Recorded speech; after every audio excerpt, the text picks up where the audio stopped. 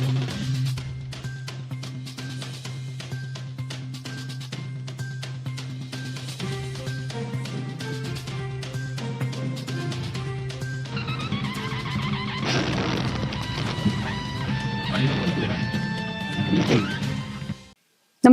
आपण पाहता Hirkani news. Hirkani news प्रत्येक क्षण ताज्या घडामोडी आणि महत्त्वाच्या प्रत्येक बातमीसाठी नेहमीच. कोल्हापुरात गोकुळसाठी मनपा पॅटर्न, महादेवराव महाडिक, अरुण नरकेंच्या दिलजमाईने सतेज पाटलांना धक्का.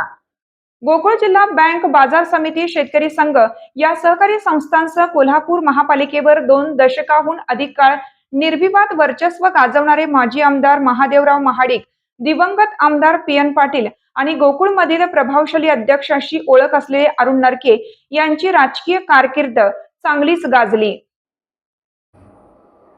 या तिघांच्या आद्याक्षरावरून कोल्हापूर जिल्ह्याच्या राजकारणातील मनपा पॅटर्न सर्वतोमुखी झाला होता. गेल्या गोकुळ निवडणुकीत महाडिक आणि नरके यांच्यात दुरावा निर्माण झाला होता. परंतु या निवडणुकीत हे ज्येष्ठ नेते पुन्हा एकदा एकत्रित आल्याने मन पुन्हा जुळले गेले असल्याने त्याचा लाभ महायुतीला होण्याची चिन्हे आहेत. तर अरुण नरके व त्यांचे सुपुत्र गोकुळचे मावळते संचालक डॉक्टर चेतन नरके यांनी साथ सोडल्याने हा कोल्हापूर जिल्हा काँग्रेसचे अध्यक्ष सतेज पाटील यांना धक्का ठरला आहे. या निमित्ताने आज एक जुनीच राजकीय वाटचाल नव्या पावलाने जात असल्याचे दिसून आले.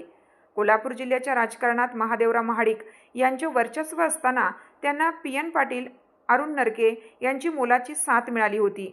याद्वारेच कोल्हापुरात नव्हे तर जिल्ह्यातच मनपा पॅटर्न दीर्घकाळ आपला प्रभाव टिकवून राहिला.